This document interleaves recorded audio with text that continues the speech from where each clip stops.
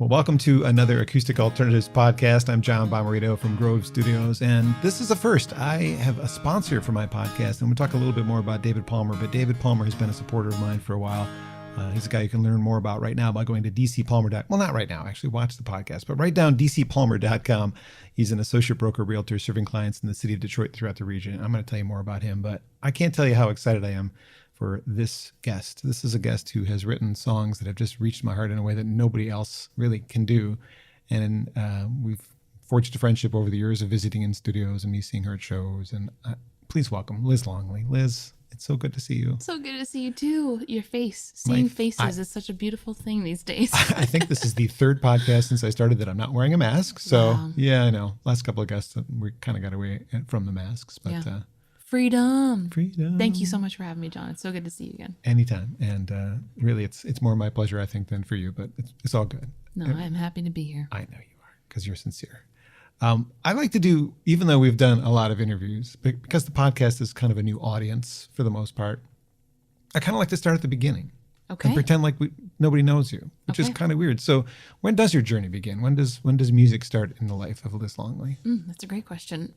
Well, I grew up in a very musical household, actually. My dad, I'll roll back even further. My grandfather was an army band leader and had 5 kids, and every single kid had an instrument. My dad was the oldest, had the trumpet, and they were lined up every time anyone came over to visit. They had to play for whoever came over.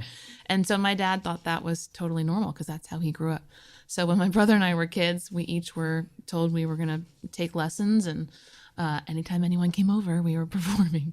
But I didn't really start falling in love with music until I started exploring writing my own songs, which was when I was 14. Yeah. And I'd been writing I'd been playing for piano for about 7 years before that. But as soon as I felt that freedom to finally just express my own self and find myself through music, that's really when I knew it was what I wanted to do, which is crazy. But yeah, 14 years old, I played my first song out at a 9th grade performance, got a standing ovation, and decided right then and there that it's what I was going to do. Besides your parents and other family members, do you remember who the first person to encourage you to do that? Because that takes courage to do that. Oh, I had the greatest teachers. I really did. And my choir teacher actually is who got me to play my first song in the first place. I was supposed to have a solo and I was going to sing, probably some Disney song or something like that. And I said, Mr. McCluskey, I wrote a song. And he said, that's it. You're playing that. And I immediately wanted to take it back. No, I didn't want that. But yeah, he's just said, you're out there. I'm putting you on the piano and you're going to play it and you're going to see how it goes. And that was what made it stick. And I was lucky to have a band teacher that was very supportive too. So my whole high school was just incredible. That's great. I played at our prom. So that's how supportive they were. Wow. You didn't actually go to prom. You played at prom. Yeah, I played prom.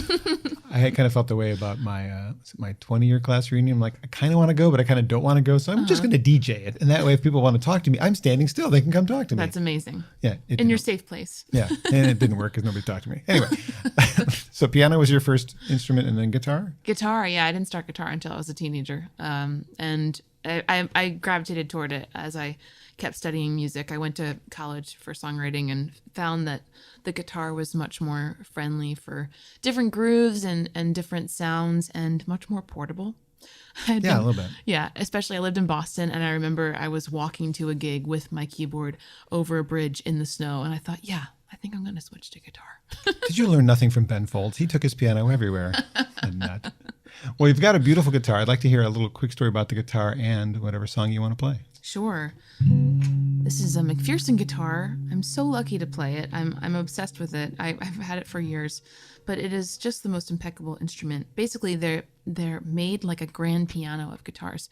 And so if you look them up online, McPherson guitars, the holes are in the top of the guitar so that the sound has more space to resonate. And the bridge is floating, so nothing detracts from the resonance. So it has a much fuller sound than any guitar I've played before. It's beautiful. And they only make 100 of them a year, so they're pretty rare in the guitar world. Anyway, here's a song called My Muse. This is off my new record called Funeral for My Past.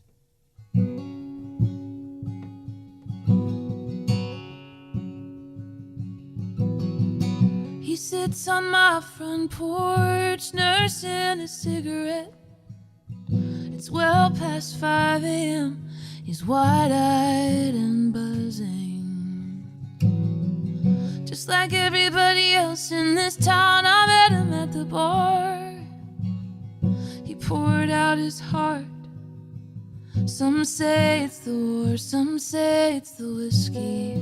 My muse, the glory in his mess. He's as confused as I am about life and death, and I am bound to his darkness like he's bound to my light. He's my muse.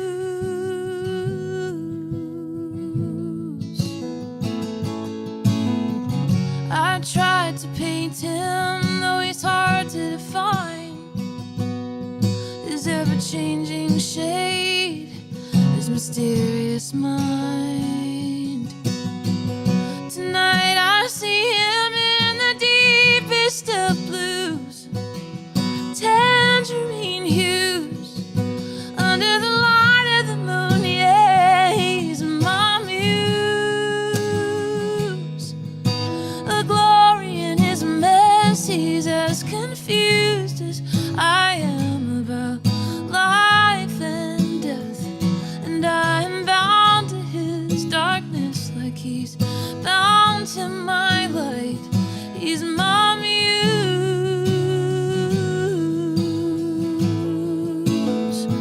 Ooh, ooh.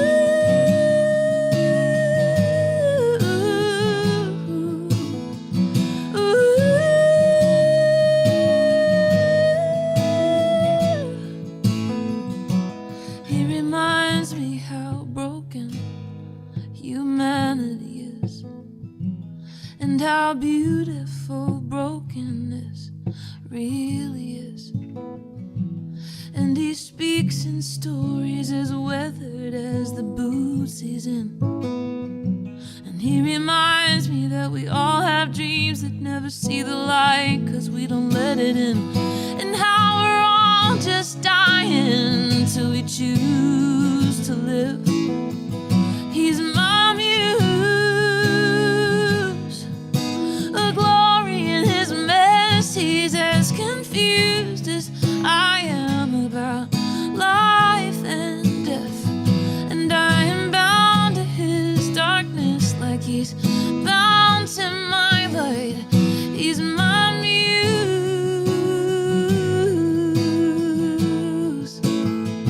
Ooh,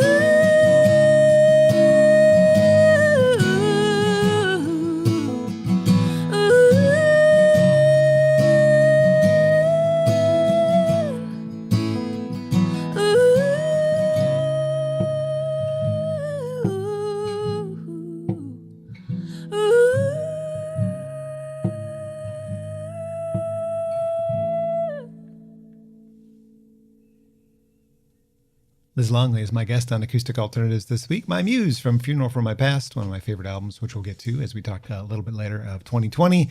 And that was one of the highlights of 2020, was you, really, quite honestly. Thank you. Well, Thanks for being there for me through all that. It was incredible to feel like, you know, I could play a show online and feel some sort of connection to the people that I missed. And I hated not being on the road, but that was a highlight for me, getting to feel connected nonetheless. Glad to hear it. Well, we're talking a little bit about young you and 14-year-old writing a song. Was songwriting kind of a natural thing for you? Was it sort of an extension of what you were already like growing up listening to and doing in the house? Or was it you felt like maybe this is what I should do? It happened without much, there wasn't much thought that went into it, except for my parents went on vacation and my grandmother was home. And so I had this like alone time to just kind of explore sounds and sing whatever was on my mind. And it was a very natural evolution. And my parents supported it every step of the way and made me feel like it was something that I could do. But yeah, I would say it was pretty natural. But I knew that I wanted to learn more about it. Like there's two parts of songwriting. There's like the heart part and the brain part. And my heart was in it. But I've learned that you can also step away from your songs and look at them more in an analytical way and kind of figure out how to make them stronger. So I went to college to get the tools to do that. Berklee College of Music, not just college. Yes. That's kind of a distinction. You didn't go to, University of Michigan, which has a great music school as well, but Berklee, the reputation is a pretty big deal. So yeah, it was an incredible experience. I bet. And you obviously honed your craft there a little bit more than you did as a 14-year-old. Yes. Do you find that it is easier to write songs because of that experience, or you have like a 14-year-old, it kind of just came out of you right now? I mean, you've got more life experience. It seems like it would be easier, but maybe it's harder. I don't know. I wouldn't say that. Well, you know, it's funny because people that were studying songwriting or people that decided not to choose songwriting as a major, I felt like some of them I heard people say, I don't want to learn anything about it. I don't want it to stunt my natural songwriting tendencies. And I felt the opposite way. I was like, give me all of the tools.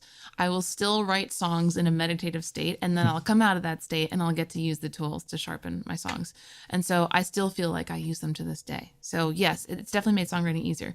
What makes songwriting harder now, looking at it from, you know, now I'm 33 years old, I write songs in a much more, like I edit myself before it's even begun, because now the internet is such a thing and you start to think, oh, who's going to hear this and who's going to think what? But when I was young, I didn't give a hoot who heard it or what they thought. I was just doing it. So just pouring out your heart. Yeah. And that's what I longed to get back to. But the tools, they only help me.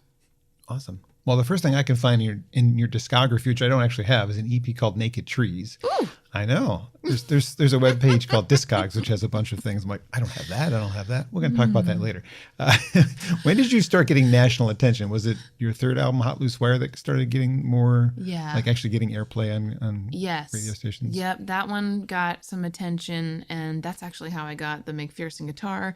They heard When You've Got Trouble on the radio and reached out to me. But that's when I started getting an influx of emails about people all over the country hearing When You've Got Trouble and how it touched their life. And that was a huge turning point for me. So 2010 is where it kind of started to get going. The ball started rolling in your direction.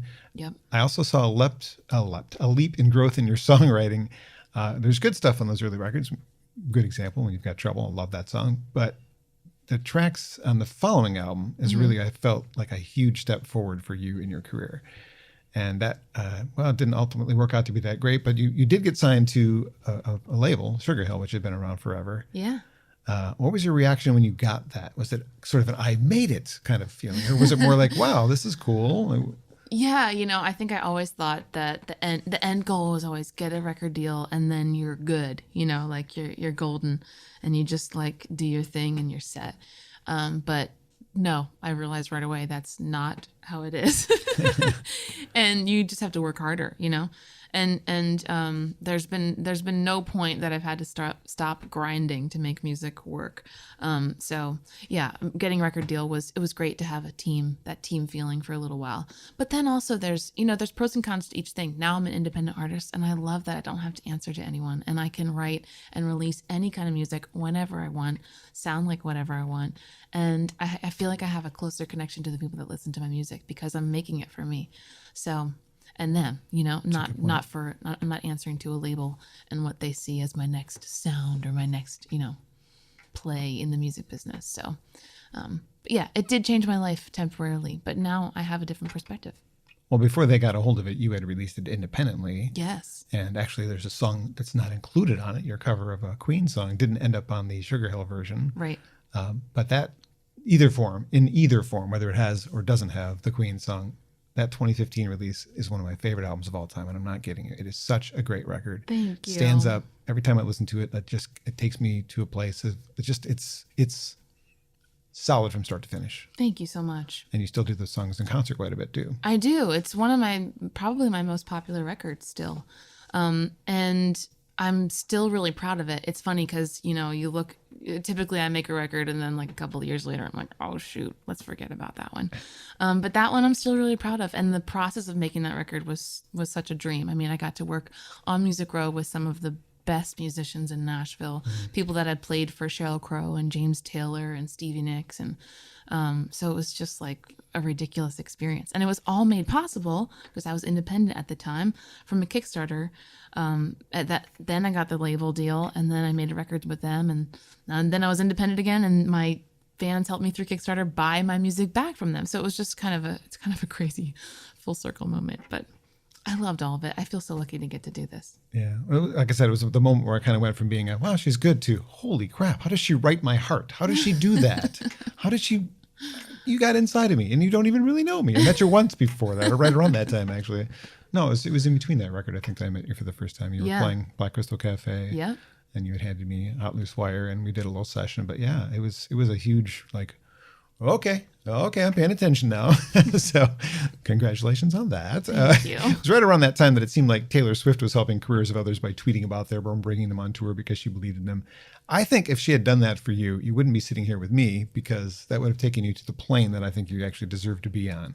The same as her. I mean, quite honestly, her songwriting is obviously very good, and she's doing pretty well for herself. She's doing all right. She's all right. But I don't think there's really a difference in the quality of songwriting between what you're doing and what she's doing. There's no reason you couldn't be as well known if you even want that. I mean, you might be extremely comfortable with this level of success that you've achieved. 2020 really made me think about that, about what kind of career that I want, as opposed to what career I always thought I should want.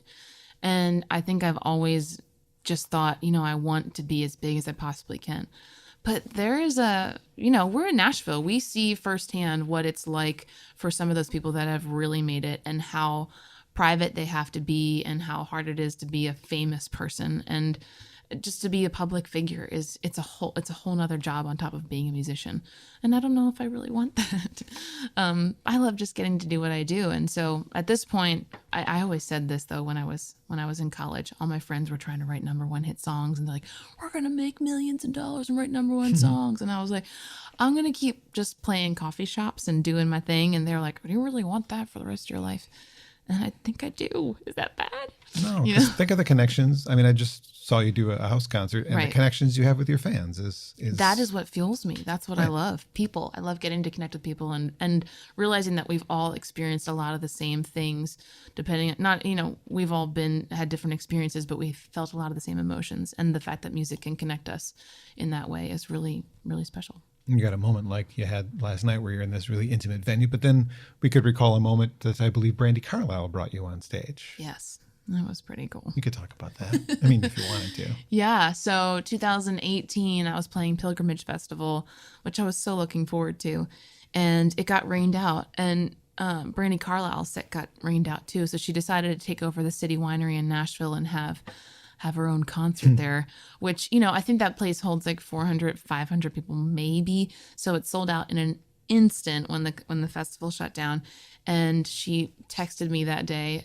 She got my number from a mutual friend, just casually getting a text from Brandi Carlile, like, hey, you want to come sing tonight? I was like, yeah, I would like that. Is this really Brandi? Yeah.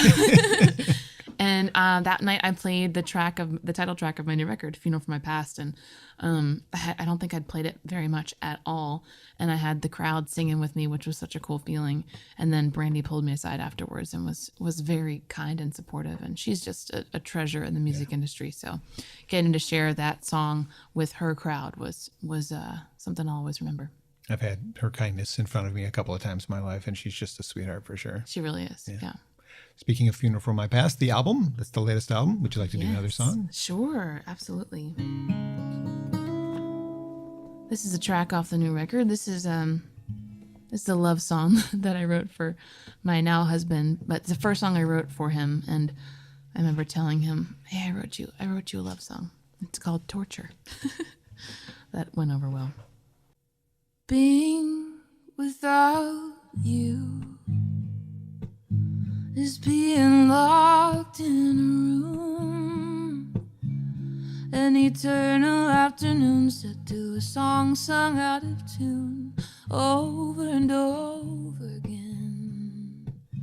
Why does it feel like torture not to have your skin on mine?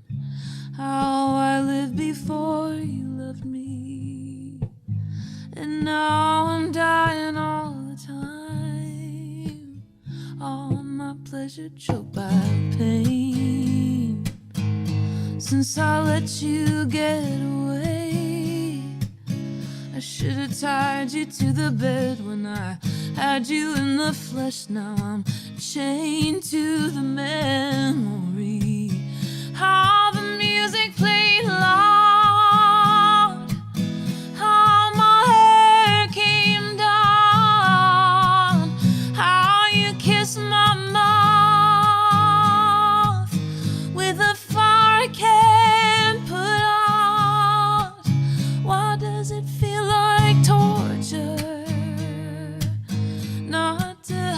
your skin on mine. How I lived before you loved me, and now I'm dying all the time.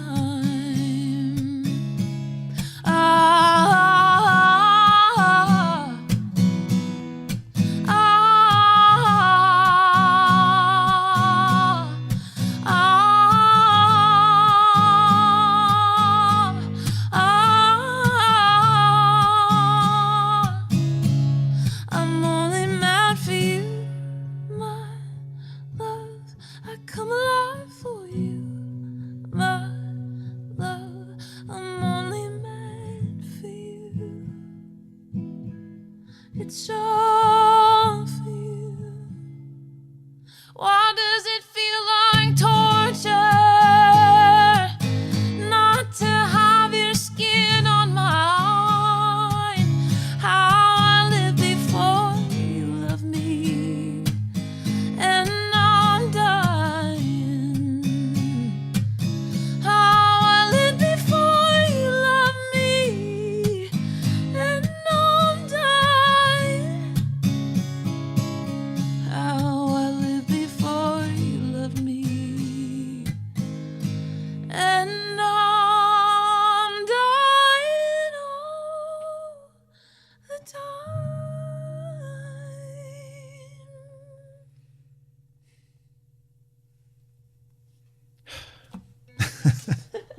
I didn't cry. Go me, Liz Longley on Acoustic Alternatives. Torture from Funeral from My Past, though obviously done right here in front of me at Grove Studios. And what a treat that is. That is one of my favorite songs ever. It reaches me in ways that I can't. It's so beautiful. And Thank the you man so who's much. written about it is out of camera view, but right to my right here. And He's wow. right here, He's right here. the man himself. I think you looked at him briefly for a second when you were singing it. Like, that's got to be hard. Before I move forward, I mentioned at the beginning of the program, this is the first time I've actually had a sponsor for the program. And that's really how I was able to do this, because it was about time that it was going to end without the sponsor. And I said, ooh, wait, no. I have a chance to have Liz Longley in. I'm gonna see if I can find somebody who actually believes in what I'm doing. And I do have somebody. My first sponsor, David Palmer's a guy I've known for many years. He's been supporting me here and on the radio for many years, and he specializes in helping first-time home buyers and those selling a home who are still recovering from their experience at the first-time buyers with a past agency. This is something that he specializes at. You can read testimonials about David's work at dcpalmer.com. He's also quite adept at estate sales and downsizing. If you're near my age, you may have already had to struggle with the passing of a loved one, a parent, and being able to decide what to do with a lifetime of stuff inside the home. That's going to be tough for me coming up soon. Many of us have been thinking about when the inevitable happens, what am I going to do? Well, David Palmer is your solution for that. He will walk you through the steps, and with your permission, he'll help you manage the third parties whose services you will need. I've known David Palmer for years. He's a great human being. He's got a vast knowledge of the Detroit region and cares deeply about positive social impact. You will enjoy discussing more than just your future home with David. If you're a music fan, talk music with the man. He's great at it. I'm really glad to know David, and I think you will be too. Please check out David's website again. It's dcpalmer.com, and see how he can help you or someone you know buy or sell a home. And David Palmer is affiliated with Realty Experts LLC, 1420 Washington, number 301, Detroit, Michigan, 48226. That phone number is 313-759-9558. Thanks for letting me do that in the middle of this. Oh, heck yeah. I mean, really, it is him that makes this possible today. So. That is so cool. So we're up to 2016. Waitlist was the album that followed your self-titled album. Another one that I felt was overlooked by the masses because it has some great stuff. Actually, I have that one with me today because I was searching through what I have in my collection by you, which is nearly everything. And since I've met you so many times, they're all autographed, except somehow this one. Somehow I didn't have you scribble on that. So great album. Another album that people should look into. Something that's kind of funny about the way I've fallen in love with your music, though, even though this is a beautifully, fully produced record, for the most part, I've seen you do the songs just like you're doing them today in the acoustic forms. And you've done band shows, but I hear the lyrics more and I feel more when it's just you and the guitar, you and the piano. Do you get that reaction a lot from your fans? Because people come up and see you in this form. Yes. Yeah. And that's been something that's been really important to me, to take that feedback and run with it, especially in the studio. It's really important that the lyrics are heard. And I mean, that's where, like we're talking about connection, that's where the connection is made with the lyrics. At least for me as a listener, that's how I connect to a song. So to find a producer like Paul Moak for Funeral for My Past, where the lyrics could shine, I felt more than any record I had before that wasn't stripped down, was really important to me. So finding people that know how to serve a song is really important. But yeah, I do get that a lot. And so now most of my tours are really just me and my guitar and my piano. And you figured out how to incorporate that into the album recordings too, like make sure that the things that stand out at the show stand out in the records. Exactly. And coming out this year, I have an acoustic EP of Funeral for My Past. So 6 songs from the record, completely stripped down. So it is something more like the show. I was going to get to that. Actually, I'm there now. It's your excellent newest album, Funeral for My Past, which just came out in 2020. My third favorite album of the hundreds released in 2020. So you've also, because I have the EP already, being one of your Patreon fans, it was my favorite EP of 2020, which apparently I need to move it to the 2021 list because it's not officially out yet. It's in my collection and I've had it for a long time. There's 6 acoustic versions of songs from the album that really stand out that way. So look for that officially released. Is there a month, a date? The first single comes out on July 9th. Soon enough. Yeah. There you go.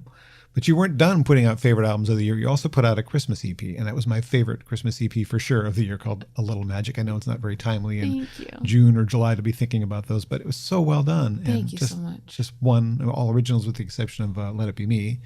I'm sorry, not Let There Be Peace on Earth. Let It Be Me is a completely different song. That's okay.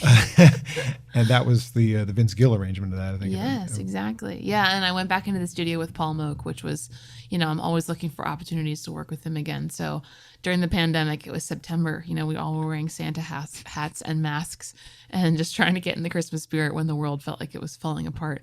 But it was a very special time to try to tap into that, that childlike outlook on the world of just like everything is magical. And so we had a great time making that record. It's got to be hard to write original Christmas music, though. It is so fun. It is so much fun because I like being limited. Like, give me a box and then I will work my way around it. Give me a limitation. So, hey, write a Christmas song. It has to take place in winter or, right. on an island. I wrote a song about being on an island in Christmas. So, I had a great time with that. Something to mentally note. I know in June, July, we're not thinking Christmas music, but look that one up and make sure you have it in your collection at some point.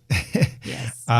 I have to also congratulate you on your Kickstarter campaign that I was part of. And I'm definitely proud Rocking the Tea. Rocking the Tea. There were how many of us? Thank you so much for being part of it. 1,302 people. It says right there, 1,302 crew. The 4th most funded solo female in Kickstarter history. I hope that stands. And maybe your next one you'll be the first, because I have a feeling you might do another one. Oh my gosh, I don't know. I haven't even thought about that. But maybe, I don't know. Are you thinking next record at all? I know you're still kind of working on this one because you didn't get a chance to promote it. Yeah, no, I haven't even gotten there yet. I think at the beginning of the pandemic, everyone was like, oh, artists are going to be so creative in this time stuck at home. But there was I was in survival mode. How do I make a living from home? Right. Totally restructure my business and then put out 2 records from my living room, basically. So I did not write very many songs. I've heard that a lot, actually. You have? That makes me feel a little better. Well, 2020 was supposed to be your wedding year, but you finally got married. The man of your dreams, who's to my right over here. Yeah. Does this end all the breakup songs best breakup songs I've ever heard? People have asked that. I kind of hope that it does, because I don't want you to lose him. He's pretty special. I like him too. Oh! I definitely won't write any breakup songs about him. Obviously, that's not in the plan. But, but I don't think that I'll stop writing, songs about break. I don't know. It's just part of who I am. Well, I started writing breakup songs before I'd ever even been in a relationship. What? My first song was a breakup song. I was 14. What? It was called Bye Bye Baby. Wow. And now it's a store. Yes. No. I'm very happy for you too. And I mean, I selfishly thought the same thing I thought about when Sarah McLachlan got married, because she had all these forlorn and wanting songs, and then she got married to Ash, and it was like, well, those are all gone now, aren't they? Yeah. Selfish me. I'm going to lose all my favorite style Sarah McLachlan songs. Obviously, you and I have a friendship, and I don't want that to happen for you. Yes. I want you to continue to be happy with your choices and write the beautiful love songs like Torture. Thank you. Things like that can reach our heart. So collaborations have also been a big part of what you've done, writing with a 7-year-old on your newest album. Yes. That has to be a first. Yeah. Barnaby Bright, Jesse Terry, Jeff LeBlanc, Michael Logan, Seth Clear, and many others. Do you like that more than writing by yourself, writing with others? Oh, do I like it more? No, it's just a different experience. I actually think that writing with someone, I mean, there's so much that you can learn from that. And there's something beautiful about walking away from a co-write and thinking, we both have this song now. Who wants to sing it? Or we can both take it out into the world. Like me and Jeff, we both have released songs that we've co-written, and it's cool that we get to release it and put our spin on it, and we're connected in that way. But there's something really special about writing a song alone that I don't know how to get to that, as I referred to before, that deep meditative songwriting state with someone else in the room. It's just something I haven't been able to figure out how to do. So I wouldn't say that I like co-writing more. No. And Nashville is a co-writing town. So plenty of opportunity. Yeah. So to not be a huge fan of co-writing is kind of, it's kind of hard to navigate in Nashville. Anywhere in the world, anybody in the world, who would it be on your wish list? I'm sorry to interrupt your sentence there. Oh, that's okay. Doesn't have to be a Nashville. I do have someone on my wish list, actually, that I've talked to before, and I've kind of hoped that it happens one day. Dan Wilson.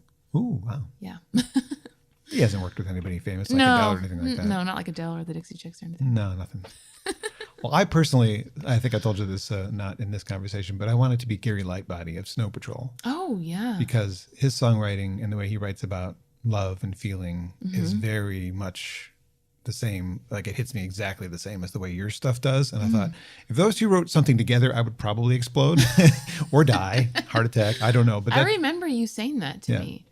Yeah. Does he live in Nashville? No, he's Minnesota. Ireland. Oh, Ireland. Okay. Somewhere over the pond, over there. Not very close. But they will be touring. And so maybe, while he's in America, because I've got tickets to see a show in Detroit, sometime next year. I don't know. It's been rescheduled 3 times now. So yeah. But that just seems like, I mean, he worked, not that you're nothing like Taylor Swift. So bringing her up again is just coincidental. Hey, I'm a fan. So. But they did a song together too. So it was, that's right. On her Red record, right? Right, yeah. Correct. So just not because of that, just because of the way he writes songs. I think it'd be really, really interesting collaboration. We mentioned Patrick. Patrick play music at all, or is he just in video? Yeah. So he used to play, before we met, he was doing his singer-songwriter thing. And then when he moved on to Nashville, he started transitioning to more behind the scenes, managing an incredible band called the Young Fables. He, as of a month ago, now manages my favorite band, the Barnaby Bright, who cool. you know. Yeah. And played your wedding. They played our wedding, and he filmed their music video for Old Coats years and years ago. So he's just one of those people who's just annoyingly good at everything and kind of constantly morphs. Like he manages a band, he's a videographer, he's a photographer when he needs to be. He does people's websites. He's just kind of all over the place and really supports artists in every way that he could possibly do. So it's very inspiring to be around him and his creative mind all the time. Do you guys ever plan on doing music together? No. No. I'm looking at his face. No. No, he says no too.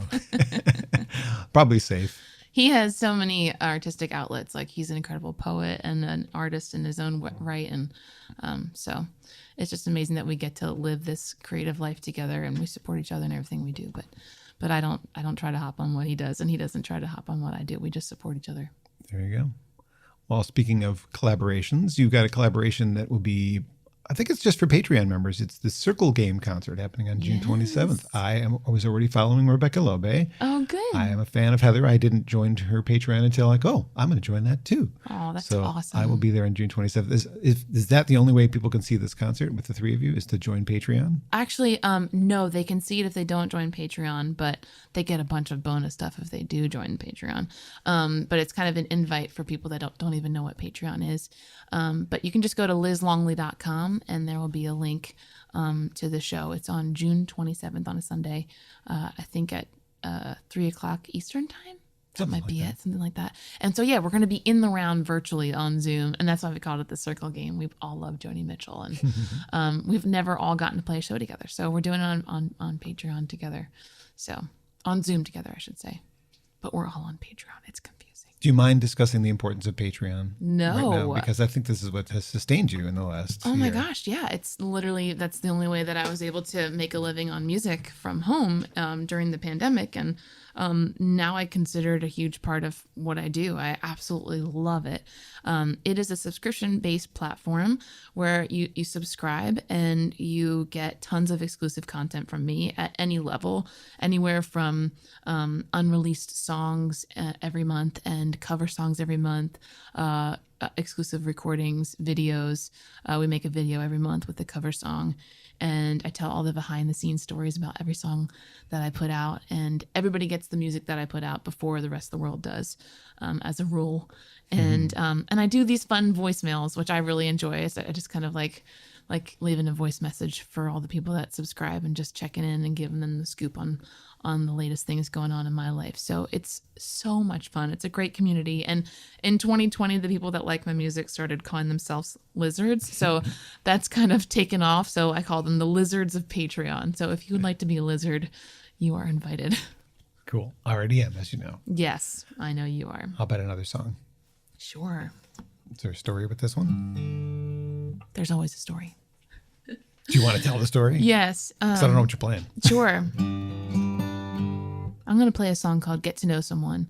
I wrote this after, I had a relationship end, and I just realized that, there was such a difference between the ending of this relationship and previous relationships, and we were able to stay friends. And I thought, wow, you really get to know someone when you're, parting ways. So that's what this song's about.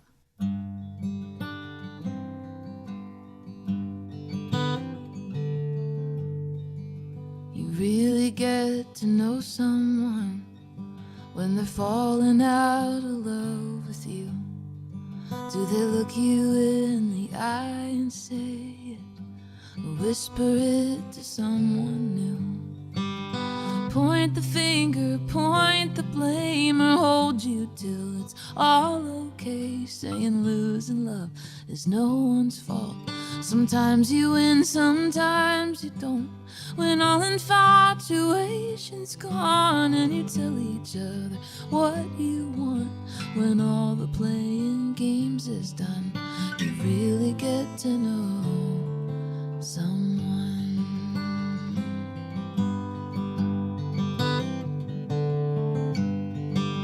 You really get to know someone. It's all in the way they say goodbye. Do they curse your name and slam the door, or kiss you for just one last time? It's all in the way they tell the story. Do they take the heat or take the glory? Hey, losing love is no one's fault. Sometimes you win, sometimes you don't. When all infatuation's gone, and you tell each other what you want. When all the playing games is done, you really get to know someone.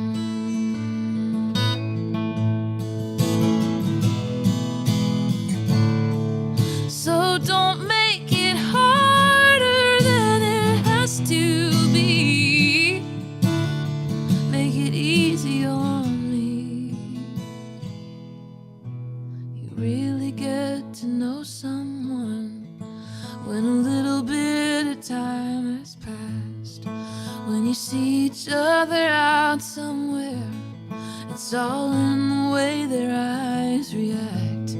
But you turned around and smiled at me, kinder than you had to be. You could have been a total stranger, but that's not really in your nature. And though it was a flash of time, I'm glad I got to call you mine. I learned a lot from loving you.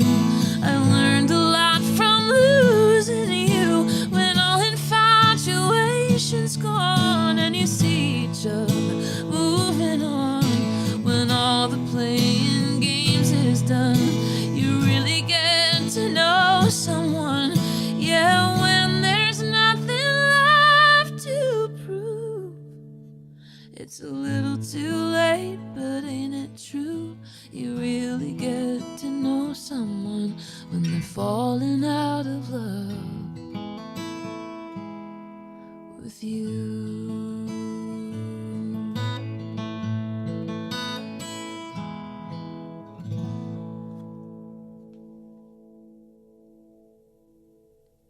Liz Longley is my guest on Acoustic Alternatives, another track from Funeral for My Past, her newest record, which you can find lizlongley.com and all the major sites that sell music. Exactly. Thanks for doing that. Songs about other people. Hard to sing at this point? I mean, No. No, because most of your catalog is not about Patrick. Yeah, no. I've been lucky that I've never had any relationship where the person I'm with has a hard time with me singing the songs that I wrote before. I've been lucky in that. Maybe just because I haven't given them any wiggle room to be jealous. Like, you're good. Yeah. Patrick is very secure in our relationship, and I'm very secure in our relationship that I can sing songs from the past and know that that's a part of me, and Patrick has parts of his past, and that's just how it is, you know? You can't expect someone to come along and not have a past. And there's this new song that we've been listening to by Emily Wise Band, and it's called Psychopath.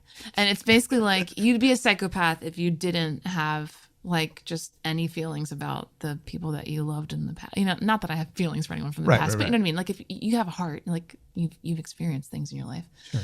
And I think that I've experienced enough to bring the good things, you know, that I learned into our relationship and vice versa. So the song that you just played, kind of as you were playing it, it reminded me of how many times I've tried to prioritize maintaining a friendship. Because if you loved somebody, there's a connection there. You don't want to really lose them even if you break up. I mean, unless it's a horrible breakup, but you obviously had things in common, and there's still a friendship there if it can be nurtured, if it was not a horrible situation. Right. So it didn't work out, that's fine. Maybe it takes 6 months, a year, 2 years, whatever, to maintain that friendship again. But come back to it. Right. But you had a connection. Right. I mean, unless it was only sexual, but most of the time there's an emotional connection with somebody. Yeah. So. Well, just to be clear, that's the only person that I dated that I'm still like, you know, actual mildly in touch with. Yeah, like we've hung out with him and it's totally cool. He's actually how him and I connected. Oh, well, that's sweet. we were already broken up, him and I, because we were just cool to be friends. So, and then Patrick came along. That was actually, so Can't Help Myself, when I filmed Can't Help Myself, Patrick and I, that's kind of where we reconnected. But my ex is who recorded it. So it was just kind of a funny thing how it all worked out. Very But, nice. you know, everything happens the way it's supposed to happen, I think.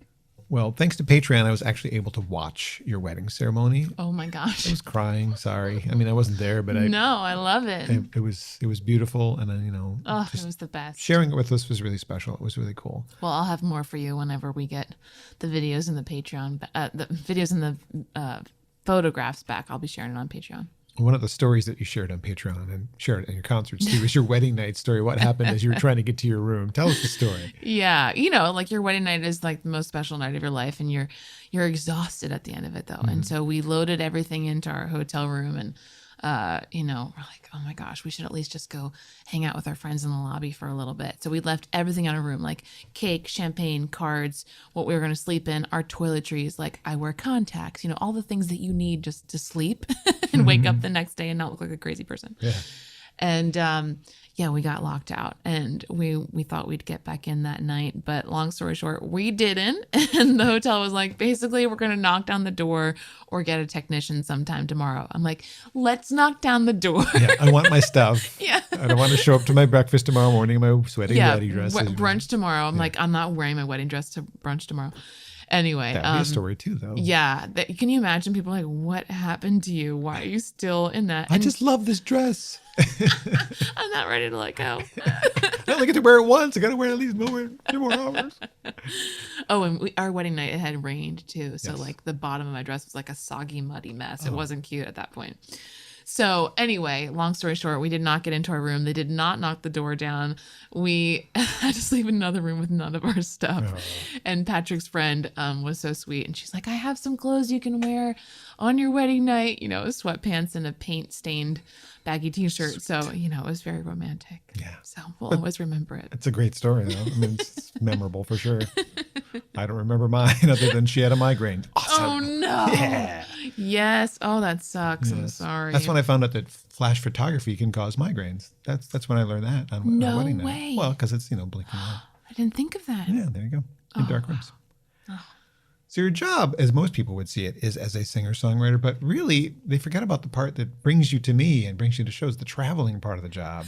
That takes up more hours than the performing, doesn't it? It does. And I am a driver. That is my other job. Yes, I'm a driver. I wish I could say tour bus driver, but I'm a minivan driver. And honestly, that's part of it. That's kind of what makes it work. Mm-hmm. The time to think and drive, to clear your mind and set yourself straight for the next day and get re-energized. Remember why you love to do it and think about all the things, the highs and lows the night before.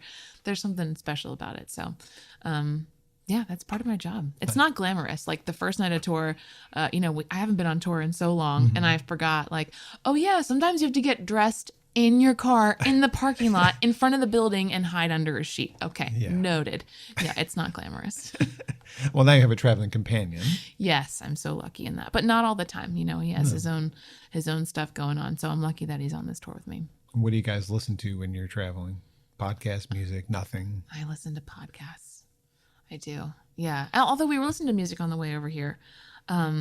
What were we listening to? Oh, Andrew Ripp. We really love Andrew Ripp. He had a song that we used during our wedding, and so we love listening to him. It gets us pumped. But yeah, I have a podcast that I am a member of her Patreon, and I get all the extra content, and it just really entertains me.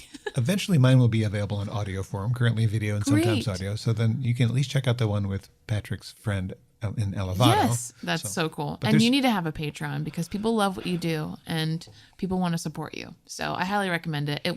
You will be so amazed at how good it feels to share exclusive content with people, and how when people support you, it refuels you, So I have a hard I time encourage believing, you. I have a hard time believing in myself enough to think that I would get support, but thank you. I get that. I struggled with launch. I'm like, do I want to do this? But it's been such a blessing in my life. You're doing so. fine.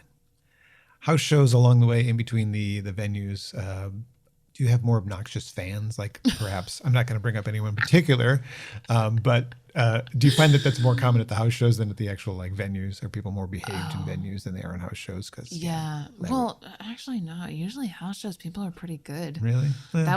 Last night was a unique experience. A little bit. Yeah, a little bit of kissing people we didn't know.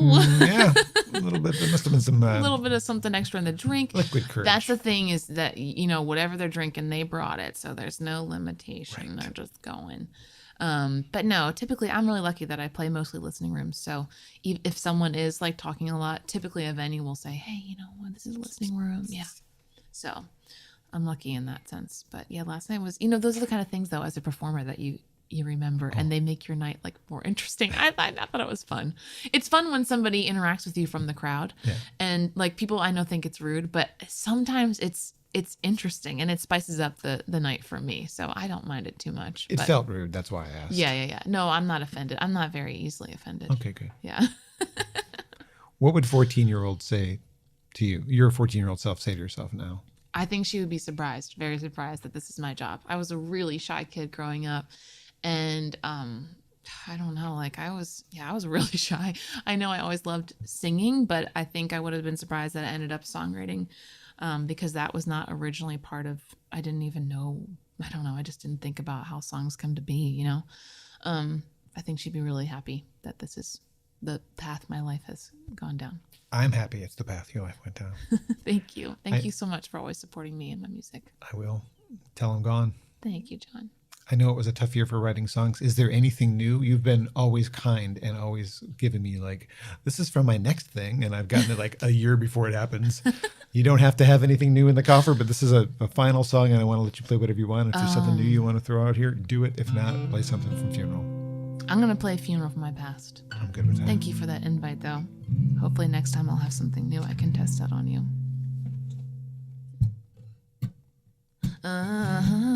Hey, yeah.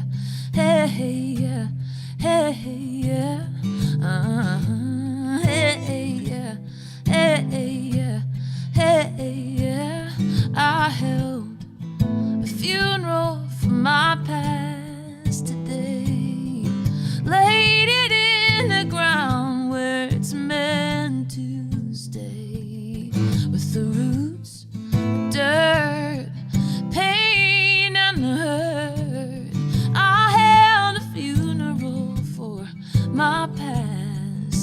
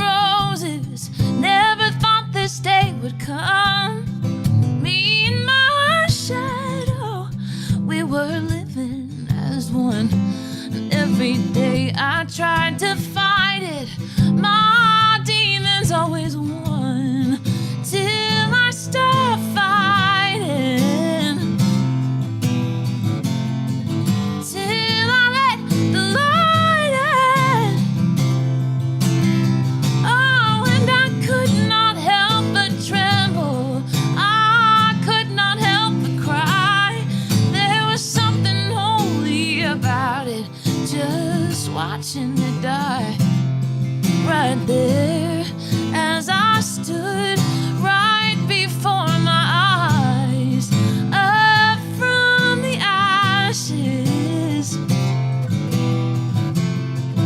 up from the ashes, my feelings did rise. Hey, yeah, hey, yeah, hey, yeah, hey, yeah, hey, yeah, hey, yeah. So come, gather round. What will you lay to rest? Whatever kills you slowly, don't give it one more breath. Let it go, let it be, let it rest here in peace. Lay it down at the funeral for your past today.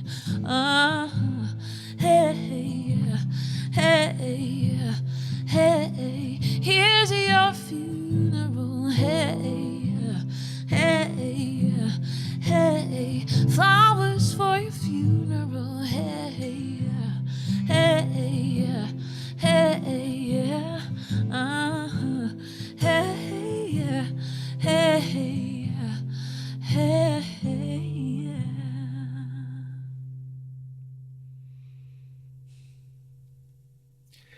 Wish I had the strength to do that sometimes, because sometimes the past really gets you.